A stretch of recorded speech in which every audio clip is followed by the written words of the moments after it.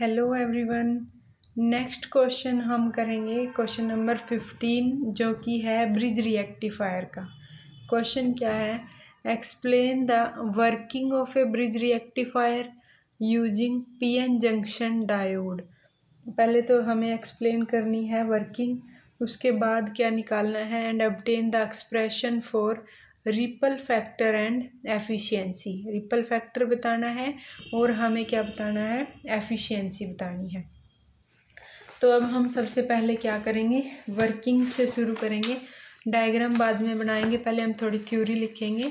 तो working of bridge रिएक्टिफायर में क्या सबसे पहले लिखना है कि एक ब्रिज रिएक्टिफायर जो होता है वो bridge rectifier use 4 PN junction diode D1, D2, D3 and D4 connected in a close loop और ब्रिज की फॉर्म में ब्रिज कॉन्फ़िगरेशन।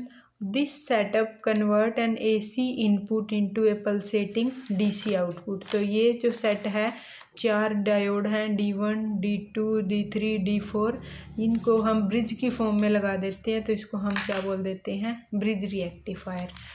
अब हमने इसको क्या दिया है, पॉजिटिव हाफ साइकिल गया है हमारा इनपुट का, ये है पॉजिटिव हाफ साइकिल। जब जाएगा तब ये देखो क्या लगा रखा है, ये 220 वोल्ट की AC है, ये इनपुट है, प्राइमरी है ये। यहाँ पर सेंटर टैप ट्रांसफॉर्मर है जो कि क्या करेगा, इसको सेकेंडरी में, प्राइमरी को सेकेंडरी में ट्रांसफ़र कर देगा। ये टर्मिनल नेगेटिव है, ये पॉजिटिव है। ये एक डायोड है, पॉजिटिव है तो ये वाला टर्मिनल पॉजिटिव, यानी ये नेगेटिव। पॉजिटिव तो ये टर्मिनल पॉजिटिव, ये वाला नेगेटिव। यहाँ से देखो नेगेटिव था, तो अब यहाँ से नेगेटिव टर्मिनल जा रहा था, ये नेगेटिव टर्मिनल, ये नेगेटिव तो दूसरा टर्मिनल पॉजिटिव। यहाँ से नेगेटिव गया यानी कि ये नेगेटिव तो दूसरा टर्मिनल पॉजिटिव। अब देखते हैं जब हमारा साइकिल गया पॉजिटिव, जैसे ही पॉजिटिव साइकिल गया, ये वाला टर्मिनल पॉजिटिव था यहाँ पर। अब इसकी लिखते हैं हम कि क्या होता है जब पॉजिटिव हाफ साइकिल जाएगा। तो देखो, during the positive half cycle of the AC input, the upper terminal of the secondary transformer become positive and the lower terminal become negative। ये हमारा ट्रांसफॉर्मर है, तो अब इसकी वजह से यहाँ पहले कुछ मान लो ये था पॉजिटिव था, यहाँ मान लो नेगेटिव था, तो अपर टर्मिनल ट्रांसफॉर्मर की सेंटर टैप ट्रांसफॉर्मर से अपर टर्मिनल पॉजिटिव हो गया और लोअर टर्मिनल हमारा क्या हो गया, नेगेटिव हो गया। उसके बाद diode D1 and D3 become forward bias यानी कंडक्टिंग, और D2 and D4 are reverse bias means non conducting. तो जैसे हमने दिया पॉजिटिव, यहाँ से देखो आप पॉजिटिव गया तो इस टर्मिनल पर तो क्या है, पॉजिटिव है। यहाँ से नेगेटिव गया इस टर्मिनल पर, नेगेटिव है। अब ये देख लो आप, ये वाला नेगेटिव किस किस से जुड़ा हुआ है, इससे और इससे। यहाँ नेगेटिव यानी कि पॉजिटिव को क्या मिल गया, नेगेटिव मिल रहा है, तो ये वाला डायोड क्या हो गया, रिवर्स बायस। यहाँ पर नेगेटिव है तो यहाँ N भी क्या है, नेगेटिव है, तो ये वाला क्या हो गया, D2 हमारा क्या हो गया, फॉरवर्ड बायस। तो ये कंडक्ट करेगा। यहाँ पर क्या आया था, पॉजिटिव, पॉजिटिव, ये देखो नेगेटिव को क्या मिल रहा है, पॉजिटिव, यानी D3 क्या है, रिवर्स बायस। और यहाँ से देखो आप, ये हमारा क्या है, D1, यहाँ पॉजिटिव है, पॉजिटिव को पॉजिटिव मिल गया, फॉरवर्ड बायस, तो D1 क्या है, कंडक्टिंग है, और बाकी क्या है, नॉन कंडक्टिंग है। तो हमें डायोड जो D1 एंड D3 है बिकम फॉरवर्ड बायस यानी कंडक्टिंग, और D2 and D4 are reverse bias non conducting. Current flow from positive terminal through D1, then through the load resistance RL and finally through D3 back to the negative terminal. हमें क्या मिला, current flow करेगा positive terminal से through D1 के through flow करना शुरू करेगा, बीच में लोड रेजिस्टेंस लगा हुआ है, and finally through D3 back to the negative terminal. इस लोड के अक्रॉस वो back to the negative terminal आ जाएगा। अब इसके लिए हमने आउटपुट बना दी, इनपुट दी थी, पॉजिटिव साइकिल गया था, तो जब D1 D2 एक बारी देखो यहाँ से क्या हो गया, पॉजिटिव साइकिल गया, ये मिल गई D1 D2, फिर उसके बाद ये वाला पॉजिटिव साइकिल गया D3 D4, फिर D1 D2, फिर यहाँ से D3 D4 नीचे, मतलब नेगेटिव साइकिल है तब की बात है। अब हम देखते हैं नेगेटिव साइकिल जब हम देते हैं, जब हमने नेगेटिव हाफ साइकिल दिया, ये इनपुट था, ये प्राइमरी वाइंडिंग थी, ये सेकेंडरी थी, बीच में सेंटर टैप ट्रांसफॉर्मर है। तो अब क्या हो गया, ये वाला टर्मिनल नेगेटिव हो गया और ये वाला टर्मिनल हमारा क्या हो गया, पॉजिटिव हो गया। अब यहाँ से देखो ये वाला टर्मिनल नेगेटिव है, तो नेगेटिव को N मिल गया, नेगेटिव टू नेगेटिव, यानी D3 हमारा क्या हो गया, फॉरवर्ड बाइस। नेगेटिव था, यहाँ पॉजिटिव है, नेगेटिव को पॉजिटिव मिल गया, यानी कि D1 क्या है हमारा, रिवर्स बाइस। यहाँ से देखो पॉजिटिव टर्मिनल, यहाँ इस टर्मिनल पर क्या आएगा, पॉजिटिव आएगा। पॉजिटिव को ये देखो नेगेटिव है तो रिवर्स बाइस है D2, पॉजिटिव को पॉजिटिव मिल रहा है, यानी कि D4 क्या है, फॉरवर्ड बाइस है। तो ये नेगेटिव हाफ साइकिल के टाइम की है, दोनों से मिल गया। तो जब हमारा इसमें देखो, जब इनपुट हमने दी थी पॉजिटिव और नेगेटिव दोनों, जब हमने दिया पॉजिटिव हाफ साइकिल गया, तब तो क्या है, D1 और D2 कंडक्टिंग है, उस टाइम कुछ भी आउटपुट किसके कोरस्पॉन्डिंग नहीं मिलेगी, D3 D4 के कोरस्पॉन्डिंग। और जब हम क्या करते हैं, नेगेटिव हाफ साइकिल जाएगा तो D3 D4 के कोरस्पॉन्डिंग आउटपुट मिलेगी, लेकिन D1 D2 के कोरस्पॉन्डिंग कुछ भी नहीं मिलेगा। अगर हाफ वेव रिएक्टिफायर है तो उसके लिए तो क्या होगा, सिर्फ एक ही मिले। अब देखो इसमें फुल वेव रिएक्टिफायर में तो दोनों मिल रही है हमें, और हाफ वेव में क्या मिलेगी, सिर्फ एक पोर्शन के लिए, पॉजिटिव के लिए मिलेगी, नेगेटिव के लिए नहीं मिलेगी, पॉजिटिव के लिए मिलेगी, नेगेटिव के लिए नहीं मिलेगी। और यहाँ पर क्या है, फुल वेव के लिए, कंप्लीट के लिए मिलेगी हमें। उसके बाद देखो थोड़ा सा डिफरेंस भी आ जाएगा इसमें। हम बताते हैं फुल वेव ब्रिज रिएक्टिफायर की जो एफिशिएंसी होती है ना, वो थोड़ी सी हाई होती है than comparison to full wave rectifier. एक तो फुल वेव रिएक्टिफायर होता है, एक हमारा ब्रिज रिएक्टिफायर। तो जो ब्रिज वाला रिएक्टिफायर है उसकी एफिशिएंसी फुल वेव रिएक्टिफायर से थोड़ी हाई होती है।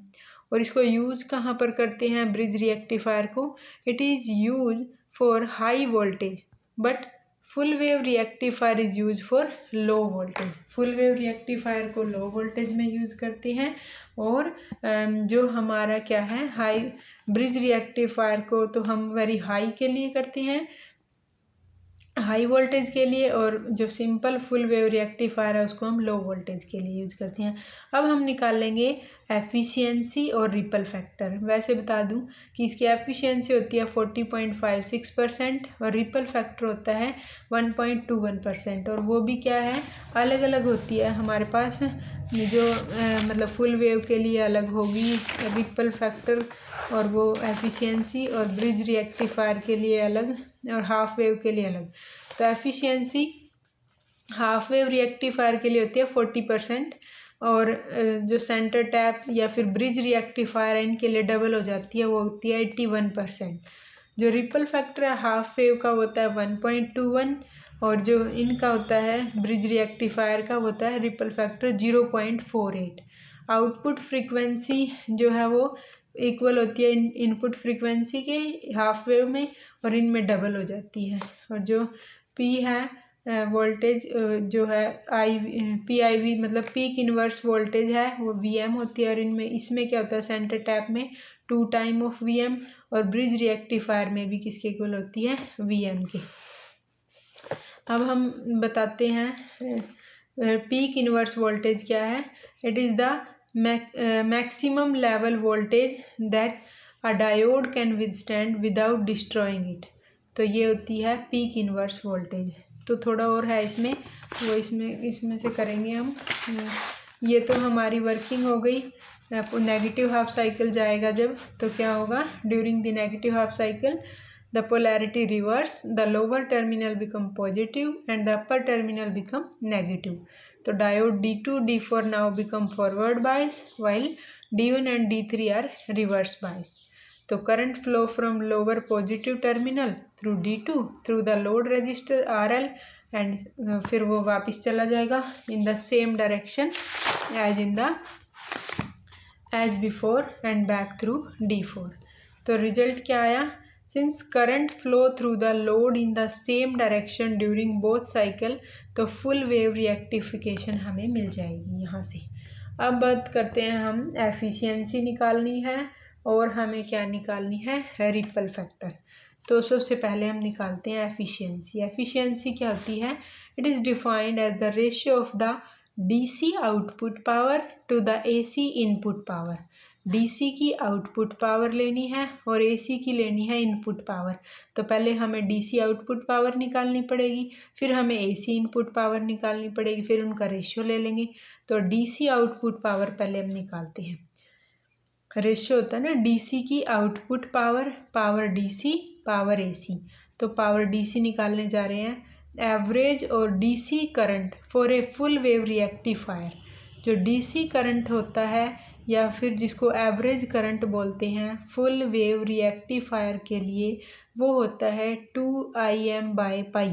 क्या होता है, 2Im/पाई। पावर किसके इक्वल होती है, V × I। V क्या होता है, IR, तो I²R। तो पुट करो आई स्क्वेयर को 2Im/पाई² इंटू RL। अब AC की वैल्यू निकालते हैं। AC क्या होता है, RMS value of the current. RMS value को हम बोलते हैं AC वैल्यू। तो IRMS कितना होता है, Im/√2। The input power consider the load register RL and the forward resistance of the diode. जो हमने डायोड लगा रखा है तो इनपुट में वो वाला डायोड भी है RF। तो सिंस 2 डायोड कंडक्ट करेंगे एक टाइम पर, तो हम लिखते हैं तो पावर जो होगी IRMS का स्क्वायर इंटू में RL प्लस 2RF। दो जो RF लगे हुए हैं, 2 कंडक्ट कर रहे हैं ना एक टाइम में 2 डायोड, तो उनके दोनों का रेजिस्टेंस 2RF। तो IRMS की वैल्यू क्या है, Im/√2 RL प्लस 2RF। अब एफिशिएंसी निकल जाएगी, power DC by power AC। तो एफिशिएंसी सोल्व करेंगे, 8/पाई² RL/RL प्लस 2RF। ये तो हमारी हो गई efficiency. If we assume RF is negligible compare to RL, कि अगर RL बड़ा है, RF नेग्लिजिबल है, तो 8/पाई² बचेगा, जिसको जब हम सोल्व करेंगे तो वो आएगा 0.812 और 81.2%। तो हमारे पास एफिशिएंसी आ गई ब्रिज रिएक्टिफायर की 81.2%। सेकंड हमें क्या निकालना था, ripple factor gamma. The ripple factor measure the effectiveness of the rectifier. Ripple का मतलब होता है कि कितना उसके अंदर AC है। The ripple factor measure the effectiveness of the rectifier in producing a pure DC signal.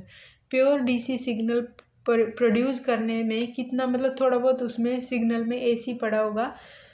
तो it is the ratio of the RMS value of the AC component to the DC component. ये ratio है, कितना RMS value है AC component का और कितना है DC component का। तो जो गामा है वो क्या है, IAC/IDC। तो पहले हम निकालते हैं RMS value of the AC component.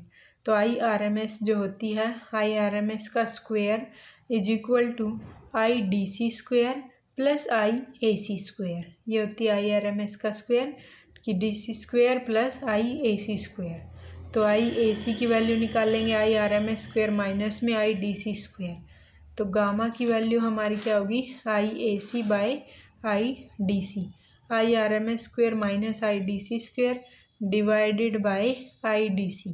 तो रेशियो लेंगे IRMS/IDC का square minus 1 for full wave bridge rectifier. Full wave bridge rectifier के लिए IRMS is equal to Im/√2। Full wave bridge rectifier के लिए IRMS की वैल्यू क्या होती है, Im/√2। Full wave bridge rectifier के लिए हमारे पास IRMS होता है Im/√2 और IDC होता है 2Im/पाई।